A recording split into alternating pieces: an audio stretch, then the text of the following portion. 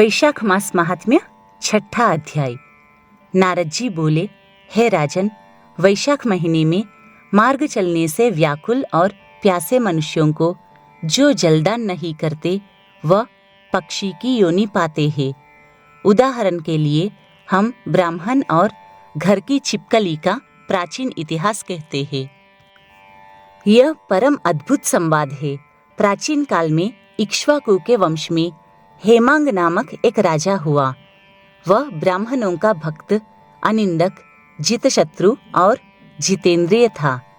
पृथ्वी में जितने बालू के कण, समुद्र में जितने जल के बिंदु हैं और आकाश में जितने तारागण हैं, उतनी ही गौ उस राजा ने दान की। उसने बहुत से यज्ञ किए। उन यज्ञों की कुशाओं से पृथ्वी पर कुशा ही कुशा दिखाई देने लगी तथा गौ, भूमि, तिल और सुवर्णदान से बहुत से ब्राह्मणों को प्रसन्न किया। कोई ऐसा दान नहीं जो उसने नहीं किया। परंतु हे राजन, सुख की इच्छा करने वाले उस राजा ने एक जलदान नहीं किया।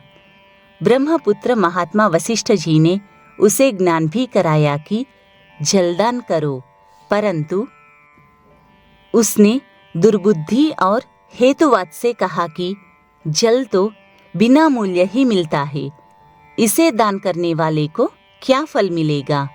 ऐसी अनेक बातें कही और ब्राह्मणों को जलदान नहीं किया और कहने लगा कि अलभ्य वस्तु दान करने से पुण्य मिलता है और यही ठीक भी है।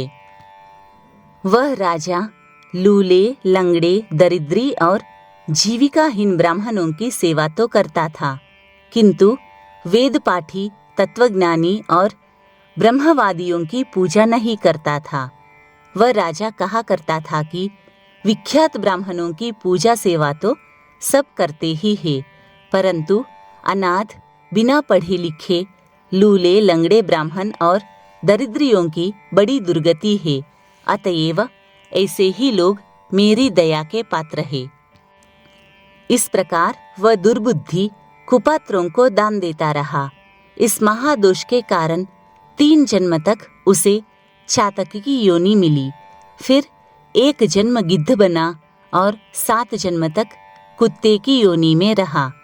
फिर हे राजन, वह एक राजा के घर छिपकली की योनि में जाकर रहा।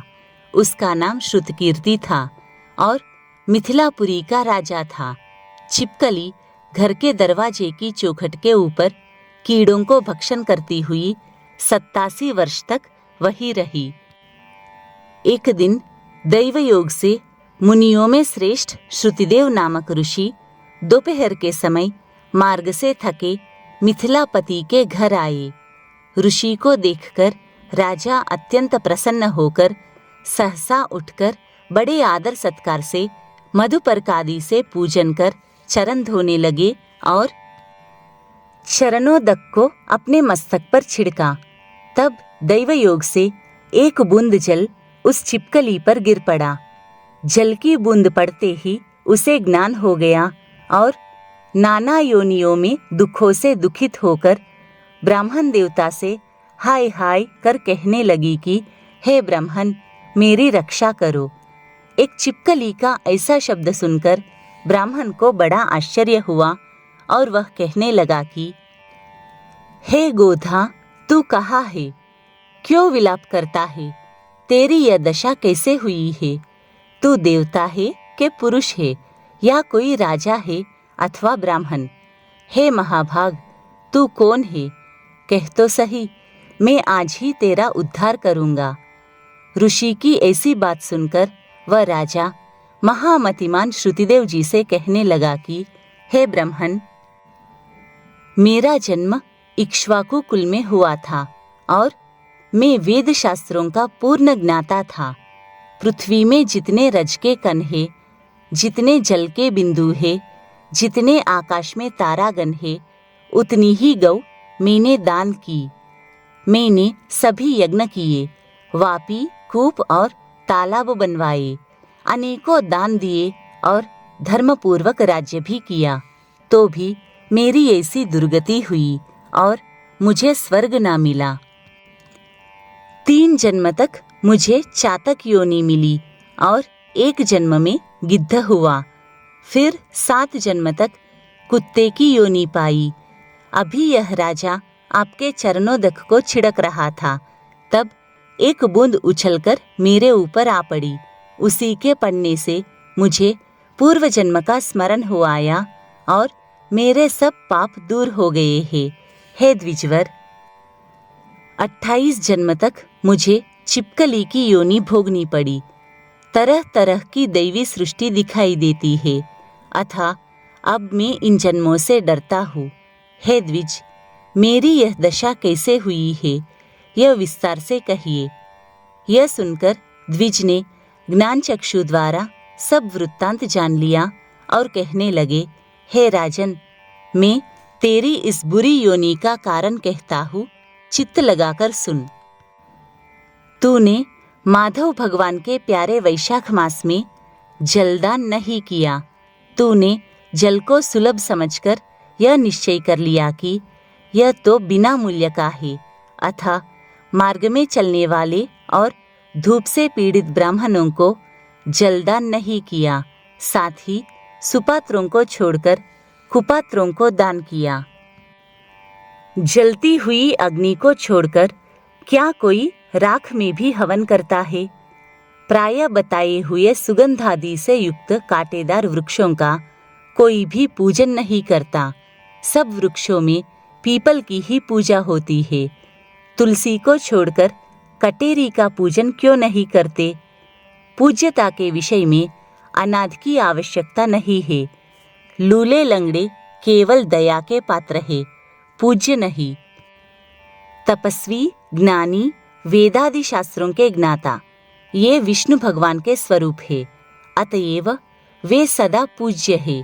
इनमें भी ज्ञानी ब्राह्मण सदैव ही विष्णु भगवान को अत्यंत प्यारे हैं। इसी कारण से ज्ञानी ही सदा पूज्यों में भी अधिक पूज्यतम है और साधु महात्माओं की अवज्ञा इस लोक और परलोक दोनों में दुखदायी है। महापुरुषों की सेवा ही धर्म, अर्थ, मोक्ष का कारण है। ऐसे ही करोड़ों अंध जाति कर्तव्य को नहीं देखते। ऐसे मंद आश्रम के लोगों की संगति से कुछ नहीं मिलता है। वैसे ही जलमय तीर्थ और मिट्टी अथवा पत्थर के बने देवताओं से भी तत्काल कुछ लाभ नहीं होता है।